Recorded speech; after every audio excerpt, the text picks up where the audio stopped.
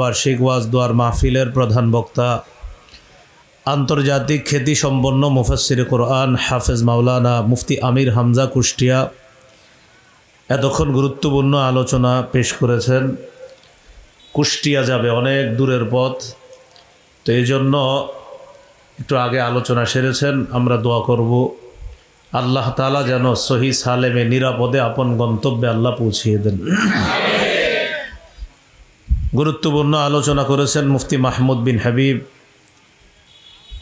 আশেপাশের বুজুর্গ উলামায়ে কেরাম আলোচনা করেছেন। সভাপতি জনাব মোহাম্মদ মাইনুদ্দিন রিপন, MA ইসলামের ইতিহাস LLB। মাহফিল পরিচালনায় হাফেজ মাওলানা মাসুম বিল্লাহ, পূর্ব আতাদি 2500। উপস্থিত হজরত উলামায়ে কেরাম, মুসলমান ভাইয়েরা, আল্লাহ তাআলার দরবারে শুকরিয়া আদায় করছি। আল্লাহ আমাদেরকে এই মাহফিলে উপস্থিত হওয়ার তৌফিক দান করেছেন বলি আলহামদুলিল্লাহ। আমি আপনাদের সামনে সূরা হজের 39 থেকে 41 নম্বর আয়াতে কারিমা তেলাওয়াত করেছি। 39 নম্বর আয়াতে আল্লাহ তাআলা বলেন, উযিনা লিল্লাযীনা ইউকাতালুনা বিআন্নাহুম যুলিমু। উযিনা অনুমতি দেওয়া হলো, লিল্লাযীনা তাদেরকে, ইউকাতালুনা যাদের সাথে যুদ্ধ করা হচ্ছে তাদেরকে অনুমতি দেওয়া হলো, জিহাদের অনুমতি।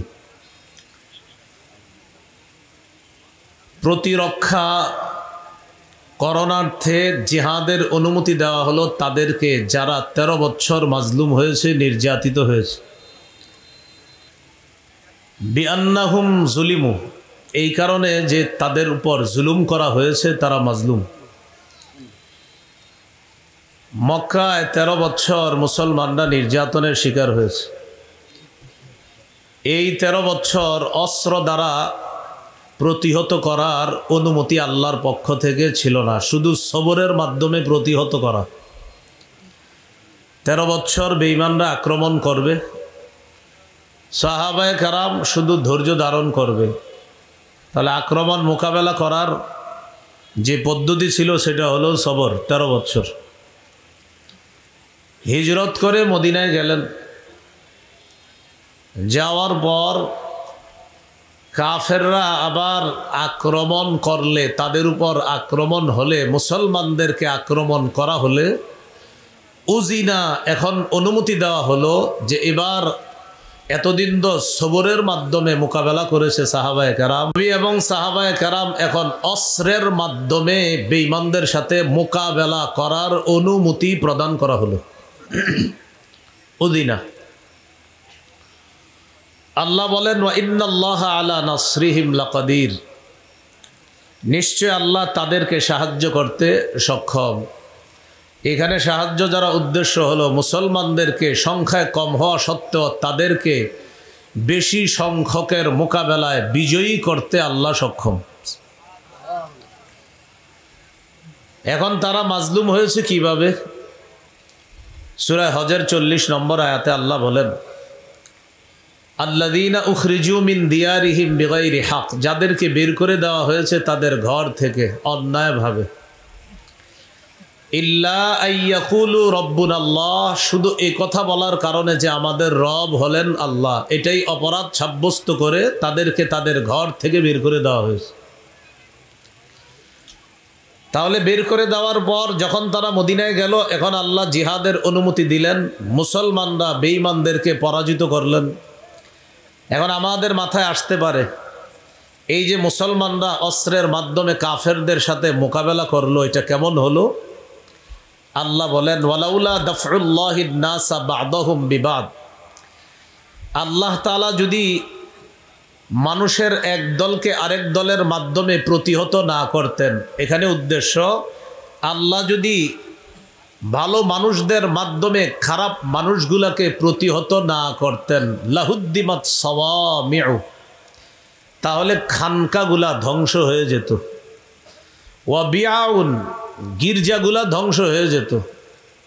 ওয়া সালাওয়াত, এবং এবাদতখানা সমূহ ধ্বংস হয়ে যেত। ওয়া মাসাজিদ, মসজিদগুলোকে ধ্বংস করে দেওয়া হতো। ইউযকারু ফিহা ইসমুল্লাহি কাসীরা, যেগুলোর মধ্যে আল্লাহর নাম বেশি পরিমাণে স্মরণ করা হতো। এখানে সাওয়ামিউ বলা হয়েছে। সাওয়ামি শব্দটা সৌমাহ এর বহু বচন, অর্থ খানকা। খ্রিস্টানরা এই সৌমা বানাইতো, তারা এইগুলা বানিয়ে এগুলার মধ্যে ইবাদত করত। বিয়াউন, বিআহ এর বহু বচন হলো বিয়াউন, মানে গির্জা। খানকা আর গির্জা খ্রিস্টানরা তৈরি করে ইবাদত করত। বাকি এখানে খানকা গির্জা দ্বারা উদ্দেশ্য হলো, যখন খ্রিস্টানরা প্রকৃতপক্ষে তাওহীদে বিশ্বাসী ছিল, ওই যুগে আল্লাহ যদি ভালো মানুষের মাধ্যমে খারাপ মানুষগুলা প্রতিহত না করতেন, তাহলে তাওহীদ, যে আল্লাহর একত্ববাদের জন্য, আল্লাহর একত্ববাদ স্বীকৃতি দেওয়ার জন্য মানুষগুলা যেই খানকা আর গির্জায় উপস্থিত হতো, যদি আল্লাহ ভালো মানুষ দিয়ে খারাপ মানুষগুলা প্রতিহত না করতেন, ওই খানকা আর গির্জাগুলাকে ধ্বংস করে দেওয়া হতো। তাহলে কি বোঝা যায়? খারাপ মানুষগুলা প্রতিহত করার প্রয়োজন ছিল কি ছিল না? এই জন্য আল্লাহ প্রতিহত করছে।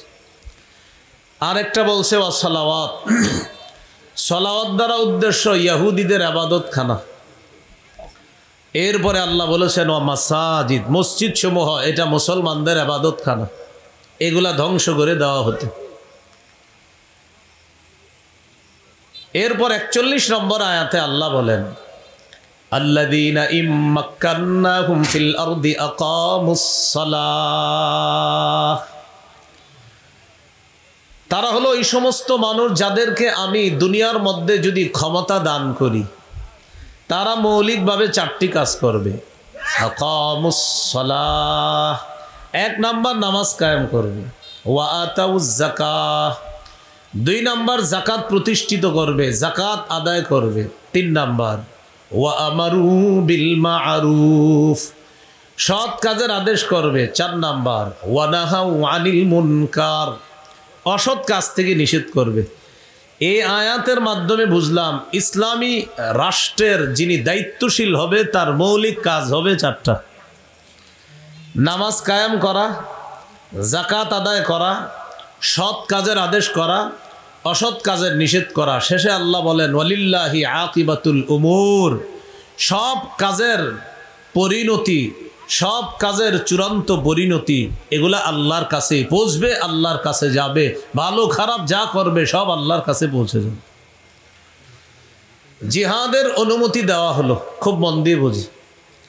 জিহাদ শব্দটা আমরা অনেকে শুনলে সাথে সাথে মাথার মধ্যে নিয়ে আসি ইন্নালিল্লাহ, কি নিয়ে আসি, মানে এটা কি জানি একটা বিষয়। কিন্তু আপনার এখানে বোঝা উচিত ছিল 13 বছর আগে মুসলমানরা মাইর খেয়েছে। কয় বছর? 13 বছর নির্যাতনের শিকার হয়েছে। এরপর আল্লাহ জিহাদের অনুমতি দিয়েছে। এখান থেকে বোঝা যায় 13 বছর কাফেররা সন্ত্রাসগিরি করেছে। 13 বছর পর সন্ত্রাস দমন করার জন্য আল্লাহ জিহাদের বিধান দিয়েছে। তাহলে এখান থেকে বুঝলাম, বলেন আমার সাথে, সন্ত্রাস এবং জিহাদ সম্পূর্ণ আলাদা। সন্ত্রাস অপবিত্র, সন্ত্রাস দমন করার পবিত্র পদ্ধতির নাম জিহাদ। তাহলে সন্ত্রাস এটা অপবিত্র, এটা দমন করার পবিত্র পদ্ধতির নাম জিহাদ, বিধানের নাম জিহাদ। তাহলে এখানে আমরা শিখলাম আগে সন্ত্রাসগিরি করেছে কাফেররা, এরপর আল্লাহ জিহাদের বিধান দিয়েছে। সূরা তাওবার 111 নম্বর আয়াত, এই আয়াতে আল্লাহ তাআলা বলেন ইন্নাল্লাহা আশতারা মিনাল মুমিনিনা আনফুসাহুম ওয়া আমওয়ালাহুম বিআন্না লাহুমুল জান্নাহ ইউকাতিলুনা ফি সাবিলিল্লাহ ফায়ুকতালুনা ওয়া ইউকতালুন ফায়াকতুলুনা ওয়া ইউকতালুন। ক্রেতা বিক্রেতা, দ্রব্য মূল্য বাজার, 5টা জিনিস আমার সাথে বলতে হবে। বলেন, ক্রেতা, বিক্রেতা, দ্রব্য, মূল্য, বাজার। ক্রয় বিক্রয়ের জন্য মৌলিকভাবে 5টা জিনিস লাগে: ক্রেতা, বিক্রেতা, দ্রব্য, মূল্য, বাজার। এবার আমার সাথে বলেন, ক্রেতা আল্লাহ, বিক্রেতা মুমিনগণ, দ্রব্য জানমাল, মূল্য জান্নাত। সুবহানাল্লাহ। চারটা হইল, আরেকটা বলতেছি, পঞ্চমটা আমি বলি। দেখেন তো, ক্রেতাকে বলেন, ক্রেতাকে ইন্নাল্লাহ আশতারা, নিশ্চয়ই আল্লাহ ক্রয় করে নিয়েছেন, তা আল্লাহ ক্রেতা। দুই নাম্বার বলেন তো বিক্রেতাকে, মুমিনগণ, মিনাল মুমিনিনা, মুমিনদের থেকে, তো নিশ্চয়ই আল্লাহ ক্রয় করেছেন, তাহলে আল্লাহ ক্রেতা। মিনাল মুমিনিনা, মুমিনদের থেকে, মুমিনরা বিক্রেতা। তিন নাম্বার দ্রব্য, আনফুসাহুম ওয়া আমওয়ালাহুম, তাদের জানমাল, তাহলে দ্রব্য পাইলাম, জানমাল। এবার আপনারা বলতে হবে, বলেন তো ক্রেতাকে, বিক্রেতা, দ্রব্য, জান্নাত, রয়ে গেল মূল্য। বিআন্না লাহুমুল জান্নাহ, মূল্য হলো আল্লাহর দেওয়া জান্নাত। রয়ে গেল বাজার, বলেন বাজার হলো জিহাদের ময়দান। সুবহানাল্লাহ। ইউকাতিলুনা ফি সাবিলিল্লাহ, তারা আল্লাহর রাস্তায় লড়াই করবে। ফায়াকতুলুনা ওয়া ইউকতালুন, আল্লাহর রাস্তায় লড়াই করে অন্যদেরকে হত্যা করে জাহান্নামে পাঠাবে, অথবা তাদেরকে শহীদ করা হবে, তারা আল্লাহর জান্নাতের মেহমান হয়ে যাবে। তাহলে এবার আমি বলবো না, আপনারা বলতে হবে, ক্রেতা, বিক্রেতা, দ্রব্য, মূল্য, বাজার, জিহাদের ময়দান। এই তো মাশাআল্লাহ, ক্রেতা আল্লাহ, বিক্রেতা মুমিনগণ, দ্রব্য জানমাল, মূল্য জান্নাত, আর বাজার জিহাদের ময়দান। তাহলে বলেন তো, জিহাদের নিয়ত আমাদের সকলের আছে? না থাকলে মুনাফিকি মৃত্যু হবে। আবু দাউদের হাদিস 2502 নম্বর হাদিস, 2502 নম্বর হাদিস। قال رسول الله صلى الله عليه وسلم من مات ولم يغزو ولم يحدث نفسه بالغزو مات على شعبة من نفاق। যে ব্যক্তি মৃত্যুবরণ করলো এমন অবস্থায় যে সে জিহাদ করলো না, অথবা জিহাদের সংকল্প করলো না, নবীজি বলেন সে মুনাফিকি মৃত্যুবরণ করলো। তাহলে মুসলমান মাত্রই হয়তো জিহাদ করতে হবে, কিন্তু জিহাদ সুযোগ যদি নাও পাই, জিহাদের সংকল্প সকলের রাখতে হবে। তাহলে কোনো মুসলমান যদি এমন অবস্থায় মারা যায় যে সে জিহাদ করলো না, অথবা জিহাদের সংকল্প করলো না, সে কেমন যেন এক ধরনের মুনাফিকি মৃত্যুবরণ করলো। আল্লাহ আমাদের সকলকে জিহাদের নিয়ত যেন আমরা সব সময় রাখতে পারি, আল্লাহ তৌফিক দান করেন। আবু দাউদের 2503 নম্বর হাদিস। রাসূলুল্লাহ সাল্লাল্লাহু আলাইহি সাল্লাম বলেন, মান লাম ইয়াগজু, যে ব্যক্তি জিহাদ করলো না, ওয়ায়ুজাহিজ গাজিয়া, অথবা কোনো মুজাহিদকে জিহাদের সরঞ্জাম প্রস্তুত করে দিল না।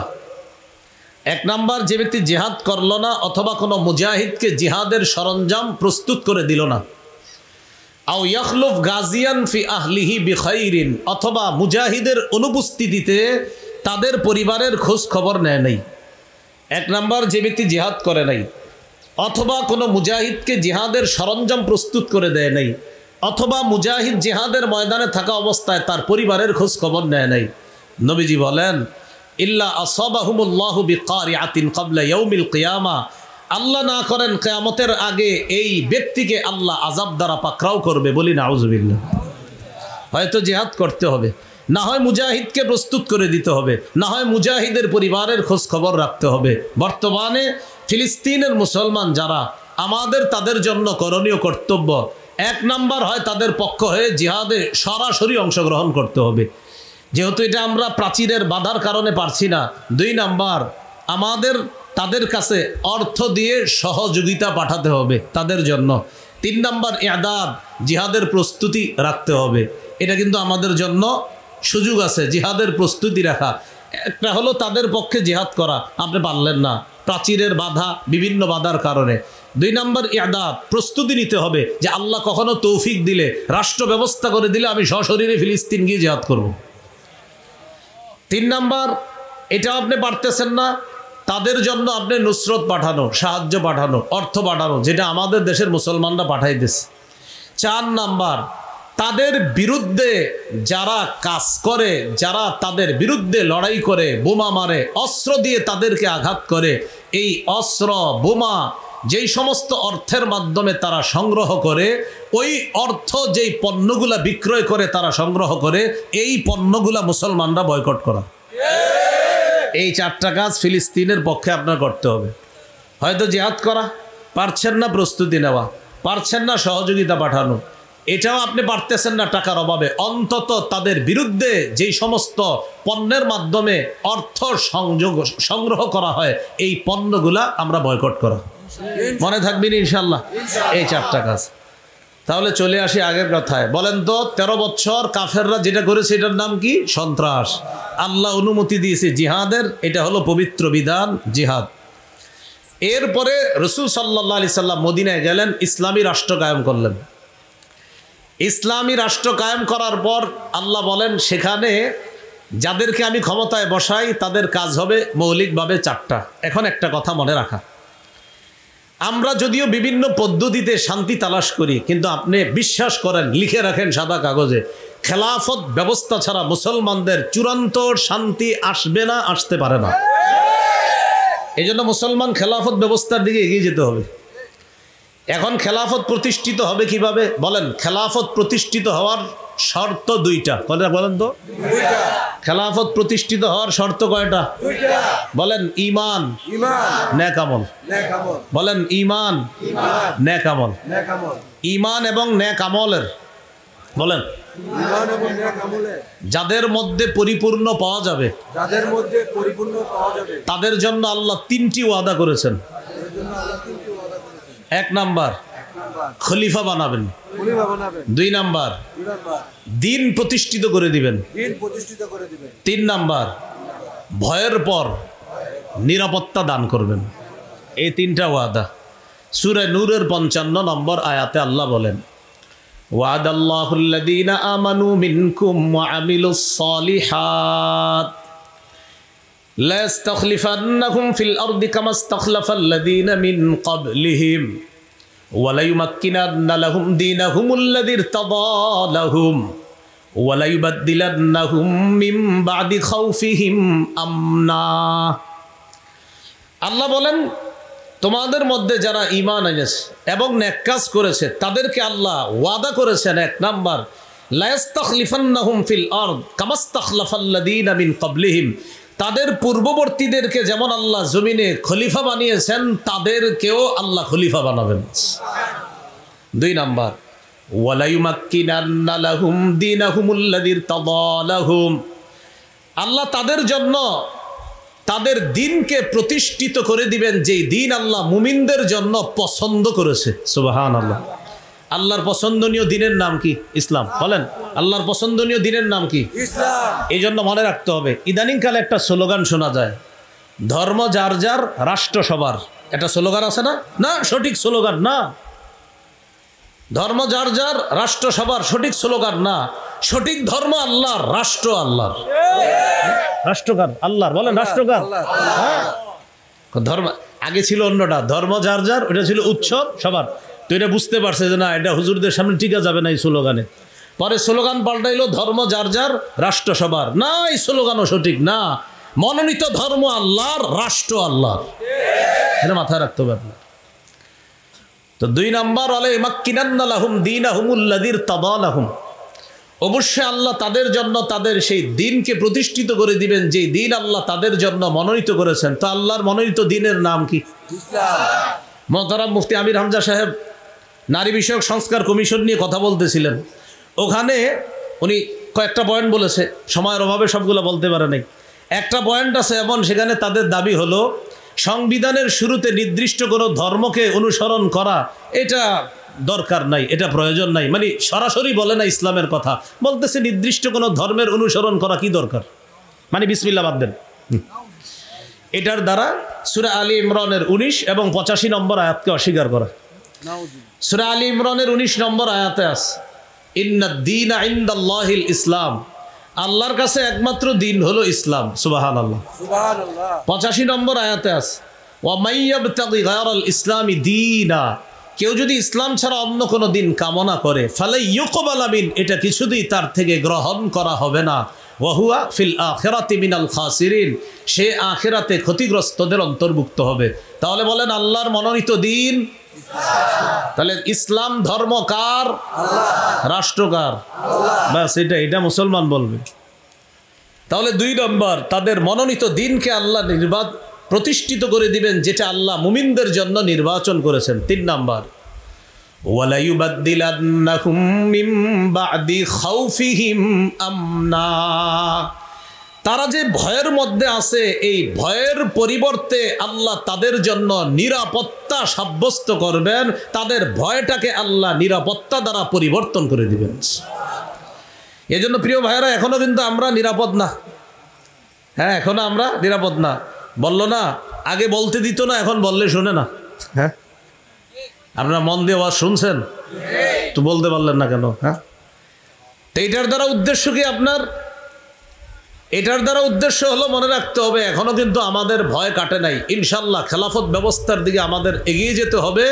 যখন এটা আমরা ইনশাল্লাহ এই খেলাফত ব্যবস্থা যখন প্রতিষ্ঠিত হয়ে যাবে, আমাদের ভয়ভীতি থাকবে না। আল্লাহ তাআলা এই ভয়ভীতি দূর করে দিবেন, যার সুন্দর দৃষ্টান্ত বর্তমান আফগানিস্তান। কোন রাষ্ট্র?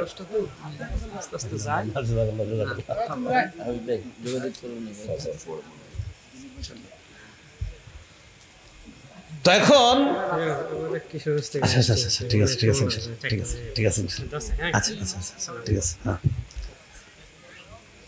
তো ঈমান এবং নেক আমল, এটা হলো খেলাফত প্রতিষ্ঠিত হওয়ার পূর্ব শর্ত। তো মনে রাখতে হবে ঈমান এবং নেক আমল। এবার আমার সাথে বলেন খেলাফত প্রতিষ্ঠিত হওয়ার পদ্ধতি 2টা। বলেন শর্ত কয়টা? 2টা, ঈমান নেক আমল। আর পদ্ধতি কয়টা? আবার বুঝেন, শর্ত কয়টা? ঈমান নেক আমল। এবার বলেন পদ্ধতি কয়টা? বলেন দাওয়াত, জিহাদ। তাহলে আপনারা বলবেন শর্ত কয়টা? 1 নাম্বার ঈমান নেক আমল। এবার বলেন পদ্ধতি কয়টা? দাওয়াত, জিহাদ। তাহলে খেলাফতের শর্ত 2টা, পদ্ধতি 2টা। শর্ত 2টা হলো ঈমান নেক আমল, পদ্ধতি 2টা হলো দাওয়াত এবং জিহাদ। আল্লাহ আমাদের সকলকে জিহাদের ব্যাপারে যেন সঠিক মানসিকতা আমরা লালন করতে পারি, আল্লাহ তৌফিক দান করেন। এখন আমি আপনাদের কাছে জানতে চাই, আমাদের এই দেশে ইসলামী হুকুমত কায়েম হোক, এটা চাই কারা কারা? ইনশাআল্লাহ সবাই চাই তো ইনশাআল্লাহ? এবার হাত নামান, মূল আলোচনায় চলে আসে। তাহলে নির্যাতিত হওয়ার পর মুসলমানরা চলে গেলেন মদিনায়, ইসলামী রাষ্ট্র কায়েম হলো। আল্লাহ বললেন ইসলামী রাষ্ট্রের যিনি প্রধান হবে, যার দায়িত্ব দিব আমি, তার মৌলিক কাজ হবে 4টা। নামাজ কায়েম করা, যাকাত আদায় করা, সৎ কাজের আদেশ করা, অসৎ কাজের নিষেধ করা। এবার আমরা গুরুত্বপূর্ণ একটা আলোচনা শুনব। শাসক যিনি হবেন তার কিছু গুণ থাকবে, এটা খুব মন দিয়ে শুনি। শাসক যিনি হবেন তার 1 নাম্বার গুণ হবে আল্লাহমুখী হওয়া, আখিরাতমুখী হওয়া। সুবহানাল্লাহ। বলেন তো মুসলিম শাসকের কাজ কয়টা? ভুলে গেছে? না 4টা। কাজ কয়টা? নামাজ প্রতিষ্ঠিত করা, যাকাত আদায় করা, সৎ কাজের আদেশ করা, অসৎ কাজের নিষেধ করা। এবার আমরা জানবো গুণ। 1 নাম্বার গুণ হলো আল্লাহমুখী হওয়া, আখিরাতমুখী হওয়া। এবার দলিল নেই আমরা। সূরা নামলের 15 থেকে 19 নম্বর আয়াতে আল্লাহ বলেন, ওয়ালাকাদ আতাইনা দাউদা ওয়া সুলাইমানা ইলমা, আমি দাউদ এবং সুলাইমান নবীকে ইলম দান করলাম। ওয়া ক্বালা আলহামদুলিল্লাহিল্লাযী ফাদ্দালানা আলা কাসীরিম মিন ইবাদিহিল মুমিনিন। তারা 2 জন বললেন সমস্ত প্রশংসা আল্লাহর, যিনি আমাদেরকে তার অধিকাংশ মুমিন বান্দাদের উপর শ্রেষ্ঠত্ব দান করেছেন। দাউদ নবী আর সুলাইমান নবী বললেন, ওয়া ওয়ারিসা সুলাইমানু দাউদা, সুলাইমান নবী দাউদ নবীর উত্তরাধিকার হলেন। মনে রাখতে হবে, নবীরা কোনো সম্পদের উত্তরাধিকার হন না। সুলাইমান নবী তার বাবার উত্তরাধিকার হয়েছেন নবুয়তের, রাজত্বের, এলেমের। নবীরা উত্তরাধিকার হয় নবুয়তের, রাজত্বের, এলেমের। তো সুলাইমান নবী উত্তরাধিকার হয়েছেন রাজত্বের, এলেমের, নবুয়তের উত্তরাধিকার হয়েছেন। বাবাকেও আল্লাহ নবী বানিয়েছেন। দাউদ নবী 40 বছর ফিলিস্তিন শাসন করছে। ৭৪% ফিলিস্তিনের অঞ্চল সাম্রাজ্য তিনি কায়েম করেছেন দাউদ নবী। দাউদ নবীর পর সুলাইমান নবী শাসক হলেন, তিনিও 40 বছর। বাবা এবং সন্তান দুজনে মিলে ফিলিস্তিন শাসন করলেন 80 বছর। কয় বছর? এই জন্য একটা তথ্য মনে রাখবেন, বলেন বনি ইসরাইলরা সর্বমোট ফিলিস্তিনে শাসন করেছে 418 বছর। এর মধ্যে ইমানি শাসন 80 বছর, বাকি বলেন বাকি 338 বছর শিরিকের শাসন, কুফরের শাসন। বনি ইসরায়েলের সর্বমোট শাসন ছিল ফিলিস্তিনে 418 বছর, এর মধ্যে 80 বছর ইমানি শাসন। এখন 418 থেকে 80 বাদ দেন, থাকে আর কত? 338। আমার তো এটাই মনে হয়, হ্যাঁ 338। 80 বাদ দিলে থাকে 338। এই 338 বছর শিরিকের শাসন, 80 বছর হলো ইমানি শাসন। মজার ব্যাপার, এই 80 বছর ইমানি শাসনের 40 বছর দাউদ নবী, 40 বছর সুলাইমান নবী। সুবহান। তো সুলাইমান নবী দাউদ নবীর উত্তরাধিকার হলেন। হওয়ার পর কি বলে দেখেন, সুলাইমান নবীর কথাগুলো আল্লাহ কোরআনের মধ্যে বলেন, ওয়াকালা ইয়া আইয়ুহান নাস উল্লিমনা মানতিকাত তাইর, হে মানুষ আমাকে পাখির ভাষা শিক্ষা দেওয়া হয়েছে। সুবহানাল্লাহ। ওয়া উতিনা মিন কুল্লি শাই, আমাকে সব বিষয় দেওয়া হয়েছে আল্লাহর পক্ষ থেকে। সুলাইমান নবী কি বলে দেখেন, ইন্না হাযা লাহুয়াল ফাদলুল মুবিন, এটা স্পষ্ট অনুগ্রহ আল্লাহর পক্ষ থেকে। বলেন তো সুলাইমান নবী রাজত্ব নবুয়ত পাওয়ার পরেও অনুগ্রহ স্বীকার করলেন কার? এই জন্য যিনি মুসলিম শাসক হবেন তার 1 নম্বর গুণ হবে তিনি আল্লাহমুখী হবেন। তার যত নেয়ামত দিবে সব নেয়ামতের কৃতিত্ব দিবে তিনি আল্লাহকে। এরপর কি বলে দেখেন, ওয়াহুশিরা লিসুলাইমানা জুনুদুহু মিনাল জিন্নি ওয়াল ইনসি ওয়াত তাইরি ফাহুম ইউজাউন, সুলাইমান নবীর জন্য সমবেত করা হয়েছে জুনুদুহু তার সৈন্যদেরকে, মিনাল জিন্নি জিনদের থেকে, ওয়াল ইনসি মানুষদের থেকে, ওয়াত তাইরি পাখিদের থেকে, ফাহুম ইউজাউন তাদেরকে নিয়ন্ত্রণ করা হতো, তাদেরকে সুবিন্যস্ত করে দাঁড় করানো হতো, তাদেরকে সুবিন্যস্ত করে দলে দলে বিভক্ত করা হতো। জিন ইনসান পাখিদেরকে এই জাতীয় ক্ষমতা আল্লাহ তাআলা সুলাইমান নবীকে দিয়েছেন। মানুষের উপর, জিনের উপর, পাখির উপরও আল্লাহ তাকে ক্ষমতা দান করছেন।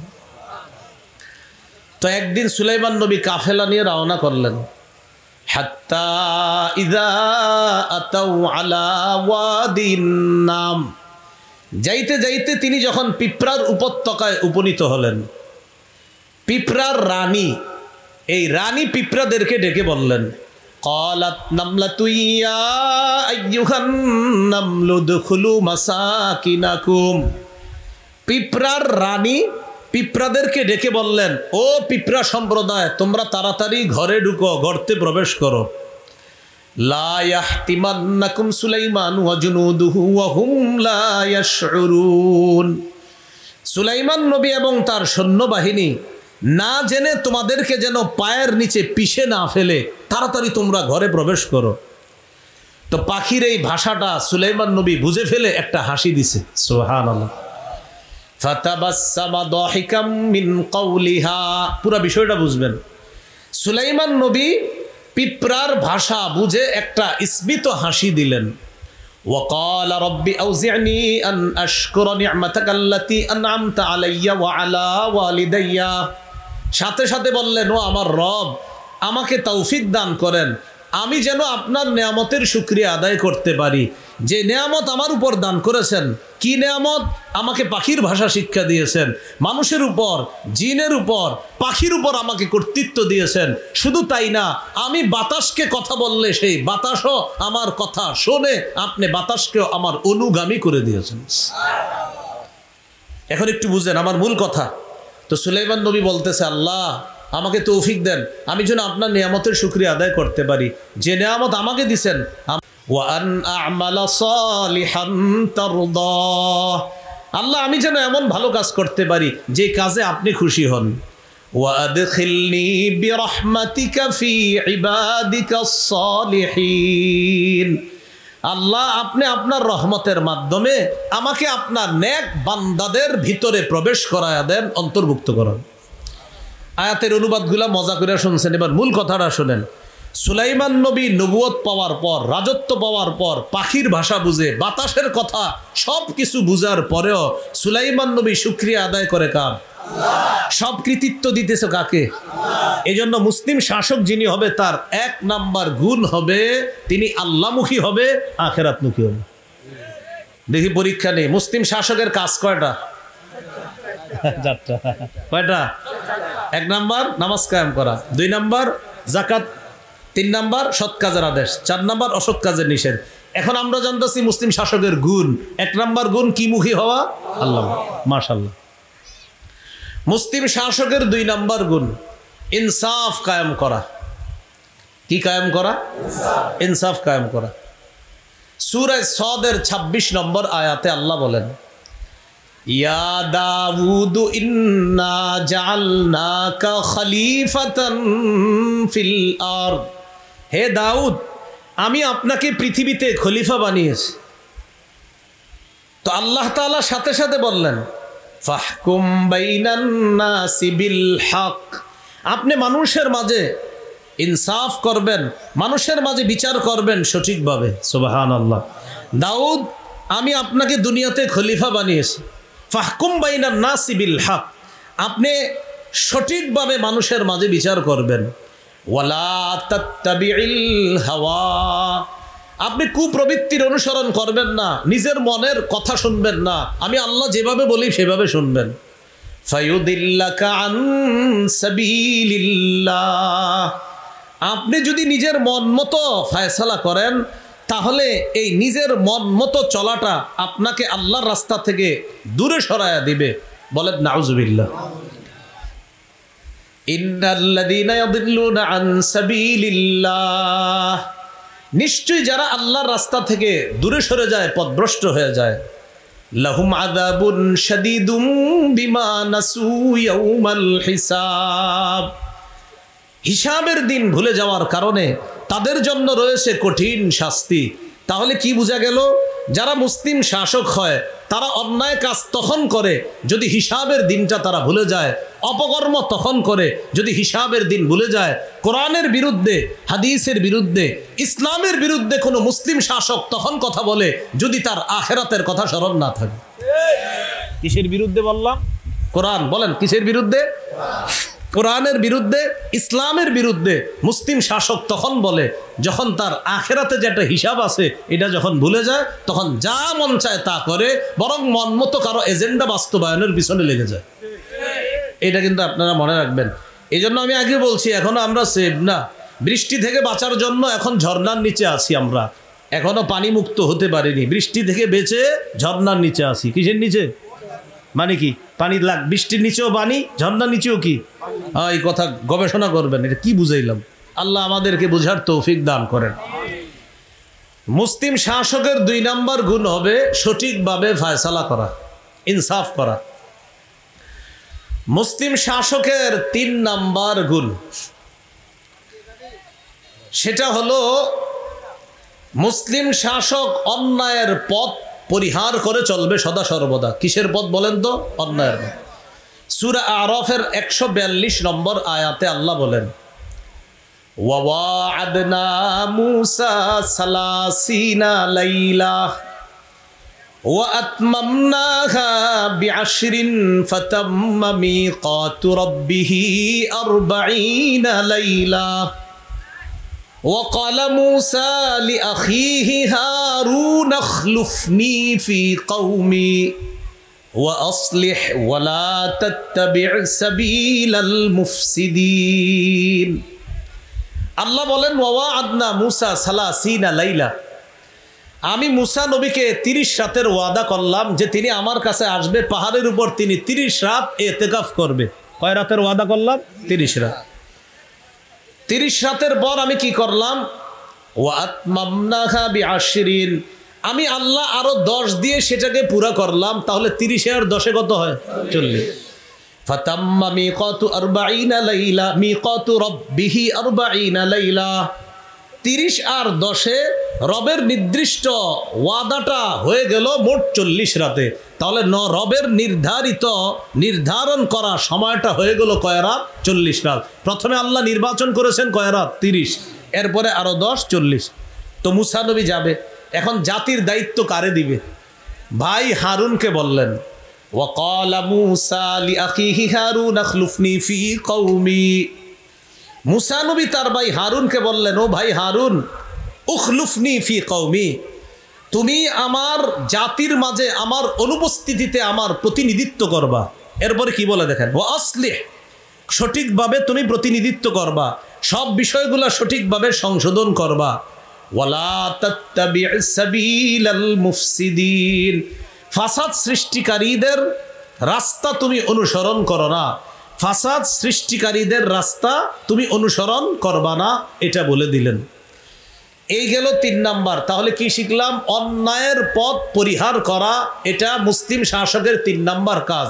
মুসা নবী হারুন নবীকে যখন প্রতিনিধি বানিয়ে যাচ্ছেন বলে দিলেন, সাবধান, সঠিকভাবে কাজ করবা, অন্যায়ের পথ পরিহার করে চলবা। তাহলে মুসলিম শাসকের 3 নাম্বার গুণ অন্যায়ের পথ পরিহার করা। 4 নাম্বারটা মন দিয়ে শোনেন, খুব মন দেন। 4 নাম্বার মুসলিম শাসকের 4 নাম্বার গুণ, সেটা হলো সূরা কাহফের 83 নম্বর আয়াত থেকে 91 নম্বর আয়াত পর্যন্ত আল্লাহ লম্বা একটা আলোচনা করেছে। আপনারা একটু মন দিয়ে শুনলে বলতে পারি। তো আগে বলি সেই বিষয়টা কি। সেটা হলো জাতির চাহিদা সঠিকভাবে, জনগণের চাহিদা সঠিকভাবে পূরণ করা। কি বললাম? জনগণের চাহিদা সঠিকভাবে পূরণ করে। এবার একটা বাংলা বলেন আমার সাথে, বলেন শিষ্টের লালন, বলেন দুষ্টের দমন। আবার শিষ্টের লালন, দুষ্টের দমন। এটা মুসলিম শাসকের 4 নাম্বার গুণ। এবার আমরা আয়াত থেকে জেনে নিই 4 নাম্বার গুণটা। সূরা কাহফের 83 থেকে 91 নম্বর আয়াতে আল্লাহ বলেন, ওয়াসআলুনাকা আন যিল করনাইন। নবী, কাফেররা আপনাকে বাদশা যুলকরনাইন সম্পর্কে জিজ্ঞাসা করে। কুল সাতলু আলাইকুম মিনহু যিকরা। নবী আপনি বলেন, আমি তোমাদেরকে যুলকরনাইন বাদশা সম্পর্কে তোমাদেরকে আলোচনা করে শুনিয়ে দিচ্ছি। এরপরে আল্লাহ বলেন, ইন্না মাক্কান্না লাহু ফিল আরদ। আমি যুলকরনাইন বাদশাকে ক্ষমতা দান করলাম, শক্তি দান করলাম। ওয়া আতাইনাহু মিন কুল্লি শাইইন সাবাবা। আমি তাকে সব উপকরণ দান করলাম। উপকরণ দ্বারা উদ্দেশ্য কি? যুলকরনাইন বাদশাকে আল্লাহ এমন একটা যোগ্যতা দান করছেন, তিনি চাইলে কোনো কিছুর মাধ্যমে বিভিন্ন জিনিস মুহূর্তের মধ্যে প্রস্তুত করে পারতেন। এই ক্ষমতা যুলকরনাইন বাদশাকে আল্লাহ দান করছেন। এবার দেখেন তিনি কি করছেন। তিনি 3টা সফর করছেন। বলেন কয়টা? বলেন পৃথিবীর, বলেন পৃথিবীর যেখানে সূর্য অস্ত হয় কোন দিকে? পশ্চিমে। এবার বলেন পৃথিবীর পশ্চিমে, পৃথিবীর পূর্বে। 3 নাম্বার কারো কারো মতে, বলেন পৃথিবীর উত্তরে। এই 3টা সফর করছে যুলকরনাইন বাদশা। 1 নাম্বার সফর পৃথিবীর একদম পশ্চিমে, যার পরে আর কেউ বসবাস করে না সেখানে, যেখানে সূর্য ডুবে। 2 নাম্বার সফর যেখান থেকে সূর্য ওঠে, যার পাশে আর কেউ বসবাস করে না, পৃথিবীর একদম পূর্ব পাশে। এ হলো 2টা সফর। 3 নাম্বার সফরটা হলো কোন কোন মুফাসসিরের মতে পৃথিবীর উত্তর প্রান্তে তিনি সফরটা করেছেন। বাকি এই জায়গা কোরআন বলে না কোন দিকে। 2টা কথা কোরআন বলেছে, 3 নাম্বারটা কোরআন বলে না। তবে মুফাসসিরিনে কেরাম গবেষণা করে বলেন 3 নাম্বার সফরটা হয়েছে তার পৃথিবীর উত্তরে। এবার কোরআনের আয়াতের থেকে আমরা অনুবাদটা শুনবো। শোনার আগে সফর 2টা শুনি। আমাদের এখন মূল আলোচনা মুসলিম শাসকের 4 নাম্বার গুণ, শিষ্টের লালন, দুষ্টের দমন। যুলকরনাইন বাদশার প্রথম সফরটা জানি পৃথিবীর কোন পাশে হয়েছে? পশ্চিম, একদম পশ্চিম। এই এলাকায় পশ্চিম কোনটা? হাত দিয়া দেখান, এটা নাকি? তাহলে বাস একদম পশ্চিম হয়েছে। আল্লাহ তাআলা বলেন যুলকরনাইন বাদশা পৃথিবীর একদম পশ্চিম পাশে গেছে। যেখানের পরে আর কোনো মানুষ বসবাস করে না, সেখানে গিয়ে দেখলেন প্রচণ্ড কালো অন্ধকারের মধ্যে পানি। ওই পানিগুলো মনে হয় যে কাদার মধ্যে, আর ওই কাদা পানির মধ্যে, কাদা জলাশয়ের মধ্যে সূর্যটা ডুবে যাচ্ছে। এমন ডুবন্ত অবস্থায় আল্লাহ তাআলা যুলকরনাইন বাদশাকে পৃথিবীর একদম পশ্চিম প্রান্তে নিয়ে গেলেন। উনি গিয়ে দেখে কি যে সূর্যটা কেমন যেন একটা কাদা মাটির মধ্যে ডুবে যাচ্ছে। তা আল্লাহ তাআলা কি বলে দেখেন, ফাতবাআ সাবাবা হাত্তা ইযা বালাগা মাগরিবাশ শামসি ওয়াজাদাহা তাগরুবু ফি আইনিন হামিআ। যুলকরনাইন বাদশা একটা রাস্তা অবলম্বন করলো। রাস্তা অবলম্বন করার পর যাইতে যাইতে চলে গেলেন কোথায়, হাত্তা ইযা বালাগা মাগরিবাশ শামস, চলতে চলতে তিনি সূর্য অস্ত যেখানে হয় সেখানে পৌঁছে গেলেন। ওয়াজাদাহা, সূর্যটাকে তিনি পাইলেন এমন অবস্থায়, তাগরুবু, সূর্যটা ডুবতেছে, ফি আইনিন হামিআ, কর্দম যুক্ত অথবা কাদা যুক্ত অন্ধকার কালো জলাশয়ের মধ্যে যেন সূর্যটা ডুবতেছে। তিনি এরকম দেখলেন সূর্যটা ডুবতেছে। এরপরে দেখেন কি হয়, ওয়াজাদা ইনদাহা কওমা, সেখানে তিনি একটা জাতিকে পাইলেন। আবার বলছি, এমন এক জায়গায় গেলেন যেখানের পরে আর কেউ নাই, সূর্যটা ডুবতেছে, এর এই পাশে একটা জাতি তিনি পাইলেন। সেই জাতি ছিল কাফের। বলেন সবাই, সেই জাতি কি ছিল? আল্লাহ যুলকরনাইন বাদশাকে বললেন, বাদশা যুলকরনাইন, তোমার সামনে দুইটা অপশন।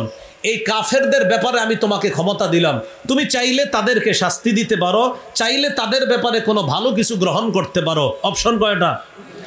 আর মুসলিম শাসকের 4 নম্বর গুণ জানি কি? শিষ্টের লালন, দুষ্টের দমন। বুঝেন কিন্তু, না হলে বুঝবেন না কথাটা।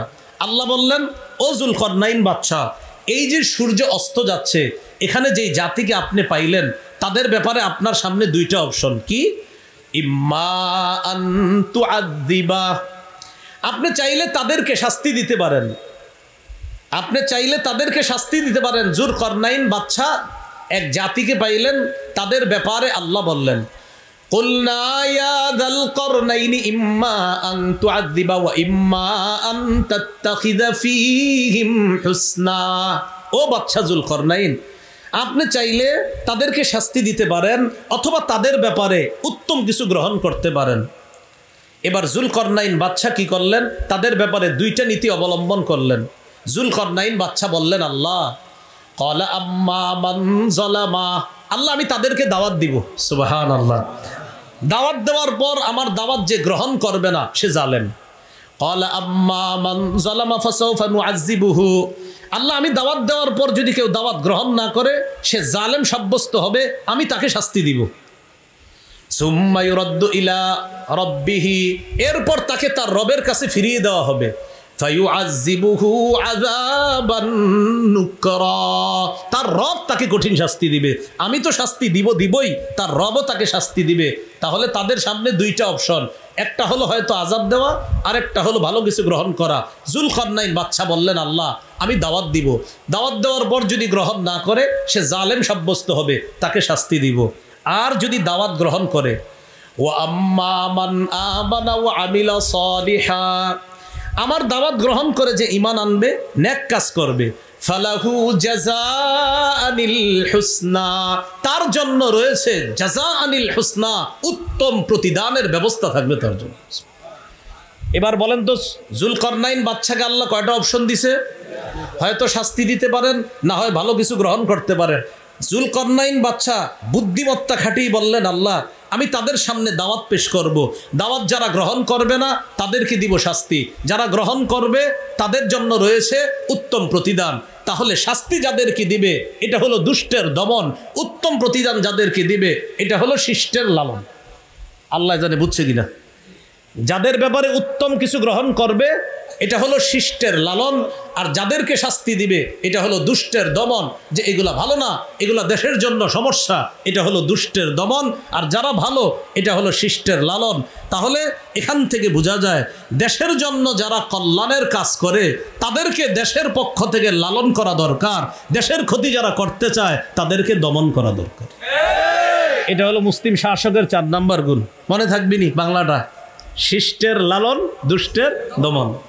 তো যাই হোক, এটা হলো পৃথিবীর পশ্চিম পাশের কথা। এবার দ্বিতীয় সফরটা কোথায় করছে উনি? সুম্মা আতবা সাবাবা, এরপর আরেক রাস্তা ধরলেন তিনি। আল্লাহু আকবার, একদম পশ্চিম থেকে সফর করে পৃথিবীর পুরা পূর্ব পাশে চলে গেছে। হাত্তা ইদা বালাগা মাতলি আশ-শামসি, চলতে চলতে তিনি চলে গেলেন সূর্য যেখানে উদিত হয় সেখানে। সেখানে যাওয়ার পর এক জাতিকে পাইলেন।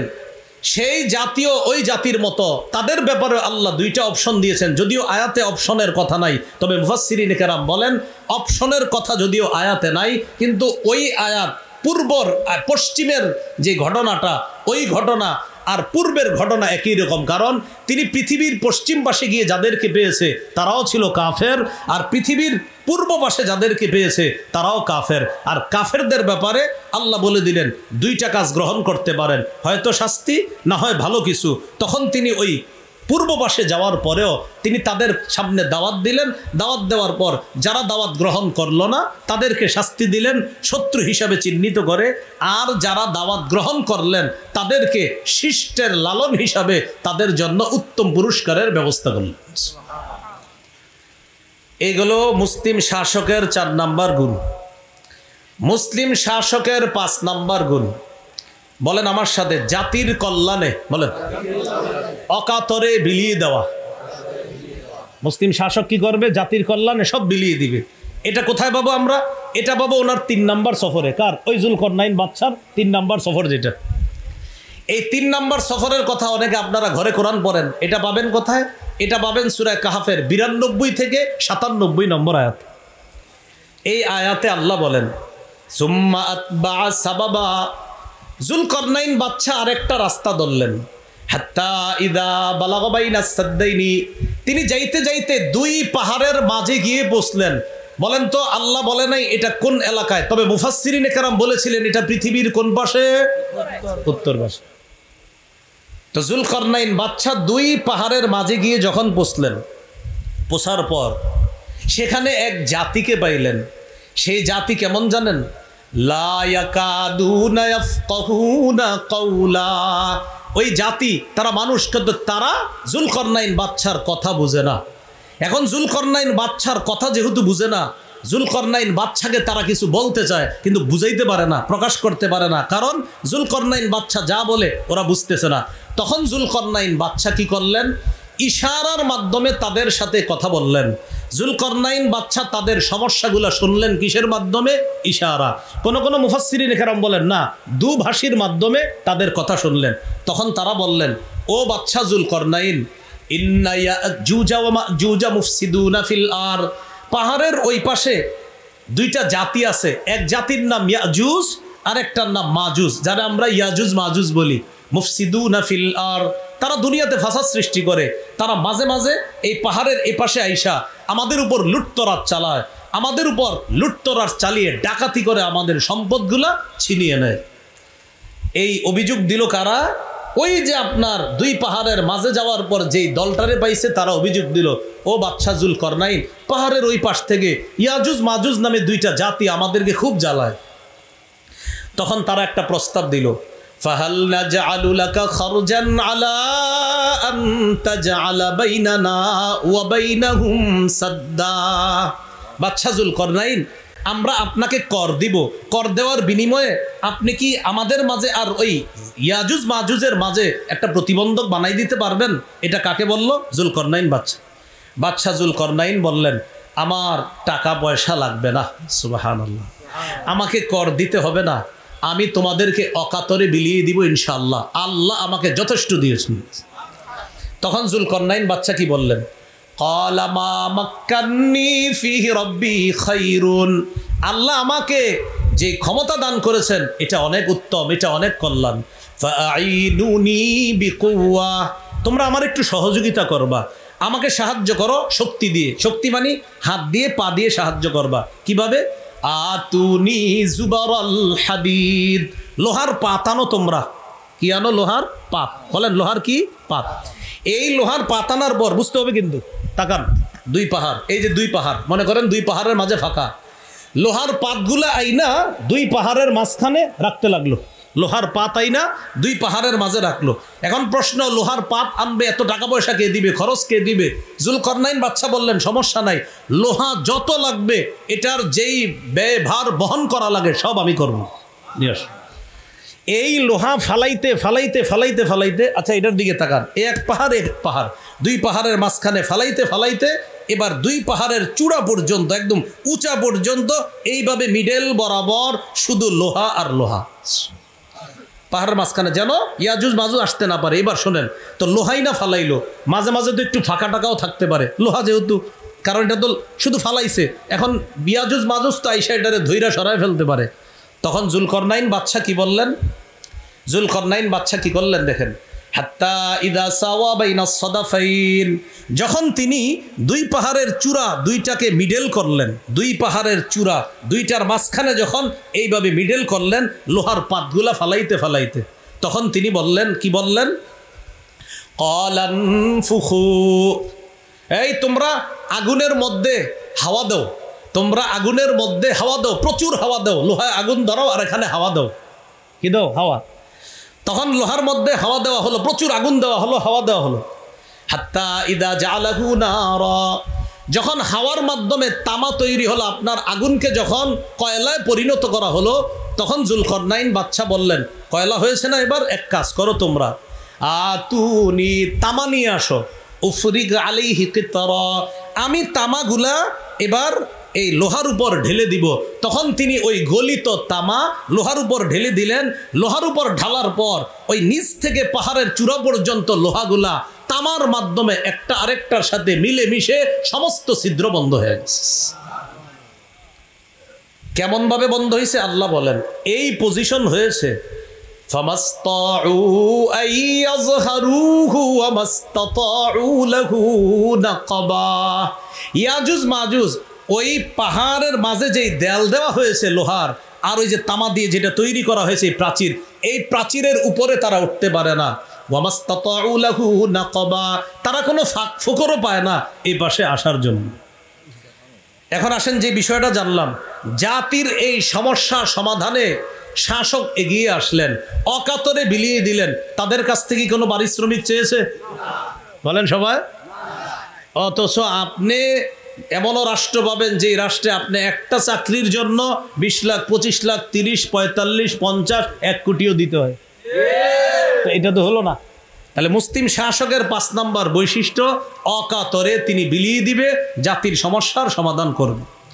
6 নম্বর বৈশিষ্ট্য মুসলিম শাসকের, সেটা হলো তিনি জাতির জন্য কিছু করতে পেরে আল্লাহর শুকরিয়া আদায় করবে। সুবহানাল্লাহ। দলিল সূরা কাহাফের 98 নম্বর আয়াত। জুলকরনাইন বাদশা তাদের জন্য এত কিছু করার পর তিনি বললেন, হাদিহি রহমাতুম মির রব্বি, হাদা রহমাতুম মির রব্বি, এটা আমার রবের পক্ষ থেকে দয়া অনুগ্রহ। তবে শোনো, এই যে প্রাচীর আমি তৈরি করলাম, আমার রব তৌফিক দিয়েছে তাই তৈরি করলাম। ফাইদা জাআ ওয়াদু রব্বি, আমার রবের ওয়াদা যখন আসবে, এই ওয়াদা মানে কিয়ামতের আগে ইয়াজুজ মাজুজ বের হবে, জাআলাহু দাক্কা, এই প্রাচীরকে আল্লাহ তখন ধ্বংস করে দিবে। তাহলে এই প্রাচীর আমি নির্মাণ করলাম, আল্লাহ আমাকে তৌফিক দিয়েছে। তবে এই প্রাচীর মানুষ যদিও এটাকে কিছু করতে না পারে, তবে এটাকে একজন চূর্ণ বিচূর্ণ করতে পারার ক্ষমতা রাখে, তিনি কে? তাহলে এখানেও একজন প্রশাসক, একজন জনপ্রতিনিধি মুসলিম শাসকের 6 নম্বর বৈশিষ্ট্য, মানুষের জন্য কিছু করতে পেরে তিনি নিজের কোনো ক্রেডিট নিবে না, বলবে আমার আল্লাহ তৌফিক দিয়েছে তাই আমি করতে পারলাম, এটা তিনি বলবে। এ হলো 6 নম্বর। 7 নম্বর বৈশিষ্ট্য, বলেন আমার সাথে, রক্ষণাবেক্ষণ সম্পর্কে, বলেন মজুদ সম্পর্কে, অর্থনীতি সম্পর্কে যথেষ্ট সজাগ থাকা। কি থাকা বলেন তো? যথেষ্ট সজাগ থাকা। সূরা ইউসুফের 55 নম্বর আয়াত। ইউসুফ আলাইহিস সালাতু ওয়াস সালাম মিশরের আজিজকে বললেন, ইজআলনি আলা খাজাইনিল আরদ, আমাকে আপনি খাদ্য গুদামের দায়িত্ব দেন, আমাকে আপনি অর্থ সম্পদ রক্ষণাবেক্ষণের দায়িত্ব দেন। এই কথা বলার পর তিনি বললেন, ইন্নী হাফিজুন আলিম, আমি রক্ষণাবেক্ষণকারী, আলিমুন, এবং যথেষ্ট বুদ্ধি রাখি এই ব্যাপারে। এই আয়াত দ্বারা কি বোঝা যায়? বুখারীর এক হাদিসে আছে, নেতৃত্ব চাওয়া নিষেধ। নবীজি বলছে নেতৃত্ব চেয়ে নিবা না, আল্লাহ দিলে ভালো কথা। কিন্তু এই আয়াত দ্বারা বোঝা যায় কখনো কখনো কোনো পদ চেয়ে নেওয়া জায়েজ আছে। যখন দেখবে যে সারা দুনিয়া অযোগ্য লোকে ভরপুর, তখন যোগ্য যারা আছে তারা যোগ্যতার আসনে বসে যাওয়া এটা উচিত। দলিল এই যে ইউসুফ নবী বলতেছে যে শোনেন, খাদ্য ভাণ্ডার, এই খাদ্য গুদামের দায়িত্ব অন্য কাউরে দিয়েন না, খেয়ানত হতে পারে, আমাকে দেন, খেয়ানত হবে না। ইন্নি হাফিজুন, আমি রক্ষণাবেক্ষণকারী, আলিমুন, যথেষ্ট জ্ঞান রাখি এই ব্যাপারে। এখান থেকে বোঝা যায় আশেপাশে যদি মনে হয় অন্য মানুষের দ্বারা দেশের ক্ষতি হবে, রাষ্ট্রের ক্ষতি হবে, সেক্ষেত্রে যোগ্য ব্যক্তি যে তিনি নিজে থেকে এগিয়ে আসা, দায়িত্ব নেওয়া কর্তব্য।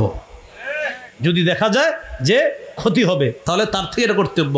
তো এই জন্য ওলামায়ে কেরাম যারা আছে আমাদের দেশে, মাশাআল্লাহ বিজ্ঞ ওলামায়ে কেরাম আছে যারা এইসব বিষয়ে অন্তত আমানতদার। যে আলেম যদি কোনো খাদ্য গুদাম ইত্যাদির দায়িত্ব নেয়, অন্তত তার দ্বারা সামান্য পরিমাণ খেয়ানত হবে না। ইসলামী মাইন্ডের কেউ এই দায়িত্বে বসলে এটা আমরা আশা করতে পারি। এ গেল 7 নাম্বার মুসলিম শাসকের বৈশিষ্ট্য। 8 নাম্বার, বলেন আমার সাথে সবাই, ঘুষ গ্রহণ করবে না। মুসলিম শাসকের 8 নাম্বার বৈশিষ্ট্য, সবাই বলেন কি গ্রহণ করবে না? বলেন সূরা নামল 35-36 নম্বর আয়াত।